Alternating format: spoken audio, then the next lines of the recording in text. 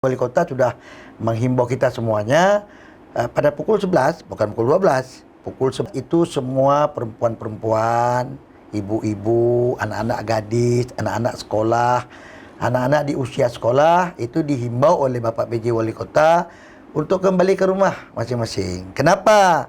Karena tidak baik bagi mereka. Kalau sudah perempuannya pulang, insya Allah laki-lakinya juga akan pulang. Tapi kalau seandainya yang laki ada di situ, yang perempuan ada di situ, melaut-laut sinan, itulah yang jadi masalah selama ini. Maka PJ Wali Kota menyerukan kepada masyarakat kita semua, jam 11 kita berharap tidak ada lagi wanita di kedai kopi. Maka mari kita ambil bagian untuk melaksanakan syariat Islam di kota yang kita cintai ini. Mudah-mudahan kota kita bisa menjadi barometer pelaksanaan syariat Islam di Nusantara. Insya Allah